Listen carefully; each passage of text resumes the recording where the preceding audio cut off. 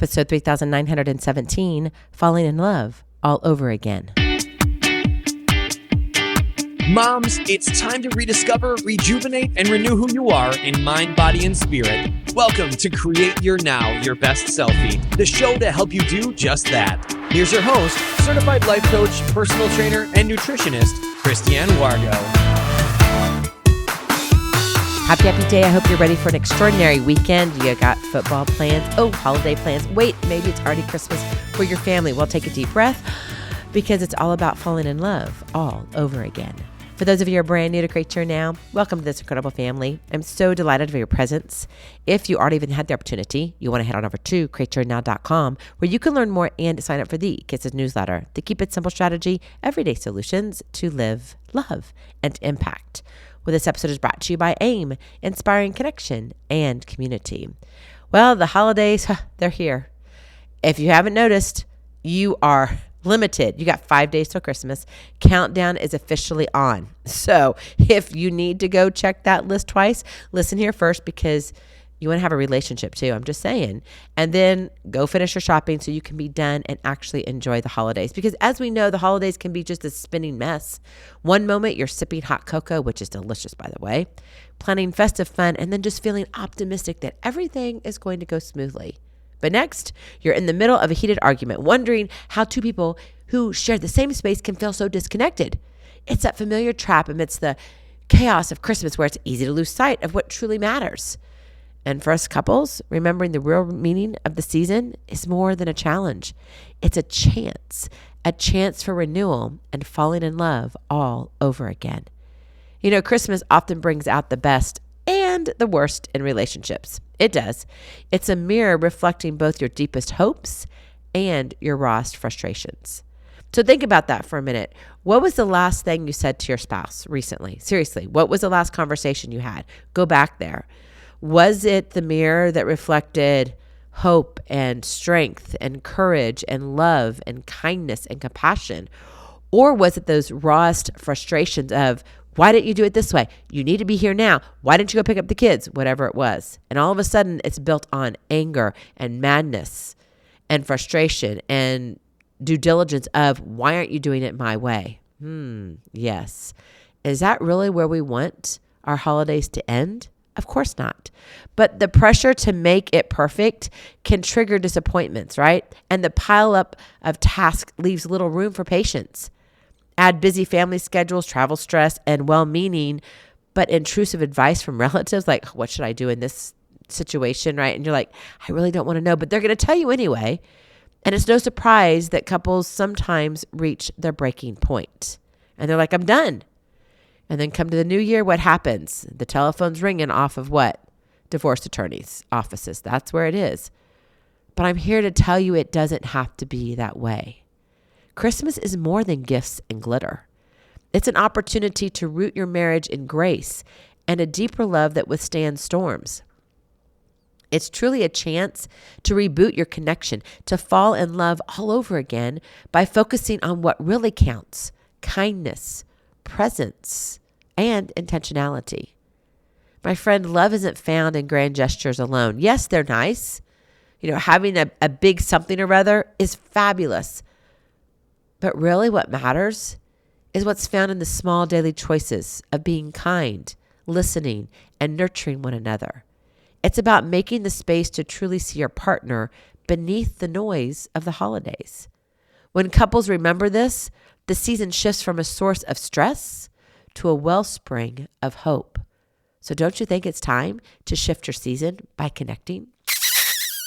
That is your Kiss to Keep It Simple strategy. Shift your season by connecting to one another. Most of the time we're on disconnect. We're like, I don't have time for this. And really you do have time. You're just not making time. And we kind of have the whole idea of, well, it's not really that big of a deal. No, but it is a big deal. Because what happens is all of a sudden that something that isn't a big deal, something so small and trivial, becomes Mount Everest in your marriage. And it happens overnight. But here's the kicker. It doesn't really happen overnight. It's happened over the last 20, 25, 30, 50 years, whatever it is. And then you're left there with your mouth wide and you're just like in shock when it's like, okay, I'm done with this marriage. I'm walking out. And it doesn't have to happen 2 to 5 years into marriage. We see many couples that break it off 30 years or more. When they become empty nesters, they look at each other and they're like, I don't know who you are. We have nothing to talk about. The kids are gone. They're on their own. They're doing great things. One way to stop that, I'm just kidding, really. But seriously, it's just keep your kids at home. Have your own compound. They don't have to leave the house or leave the property, right? But no, that's not good for anybody. You've got to have that space, and you've got to let them grow, and you have got to grow as an individual. We were created to grow individually and as couples. And so we have to shift our seasons by connecting, choosing to say, you know what, regardless of how busy I am during the season, I want to go above and beyond, and I want to love you more. So what does it look like in real life? Number 1, choose grace over grievance.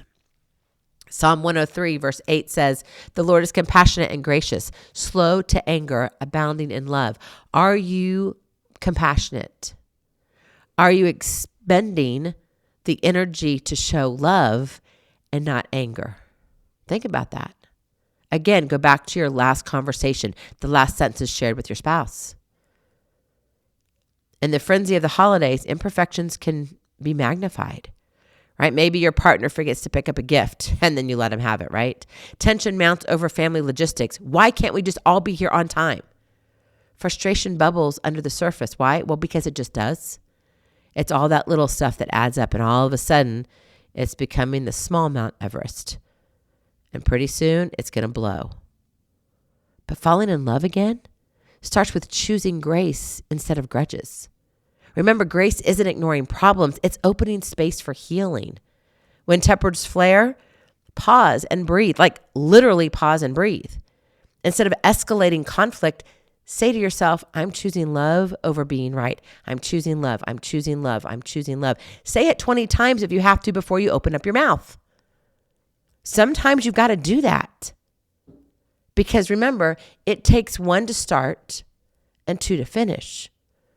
So if you can be the one who says, I can do this, I can choose to love over being right. When you start doing that, guess what? I guarantee you your spouse is going to notice. One thing to hold on to is love grows when we give it room to breathe, not the weight to suffocate.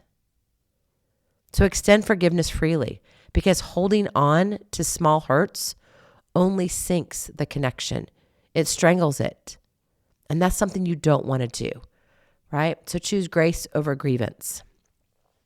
Number 2, create meaningful moments amid the madness.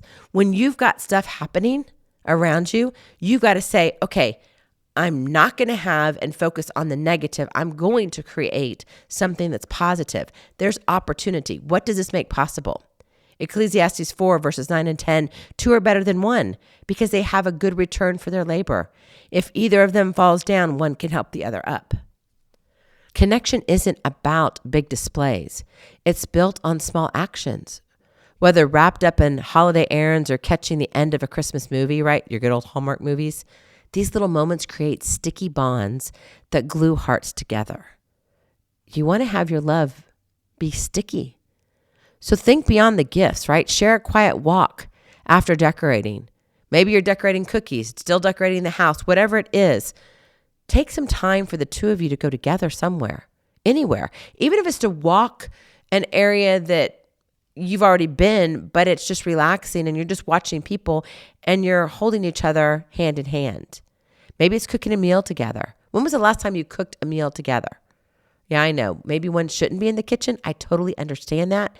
But you can still be in the kitchen and create that. Just only one can be in front of the stove. It's all right. Trust me, my husband would agree. He's not going to be the one in front of the stove. I will be. But seriously, write down what you appreciate about each other. We talked about this on last week's episode about creating those special rituals, right? Writing the 12 letters of Christmas to your spouse. Have you started that? I want to remind you, do it. It changes everything. And these acts signal, you matter to me. It goes up. It's this big, huge light pole that says, you matter. You matter. And it's totally more valuable than any of the most expensive present you could ever buy. And that comes from the heart, right? Life gets messy, but love is built in the moments you're both fully present, even if it's just for 5 minutes. Those 5 minutes can last 5 years. It can be equivalent to that, seriously. Because honestly, when was the last time? Okay, so go back to that last conversation that you just had, whatever last sentences you shared. At what point during those last sentences did you share were you looking at each other's eyes? Okay, I'm here to tell you probably less than 0.5% you were looking in each other's eyes. Why? One was on the phone, the other was doing something else in the house or out of the car or ordering something somewhere. Whatever it was, there was what? Distractions. But if you're both fully present, let me tell you, 5 minutes can last for 5 years.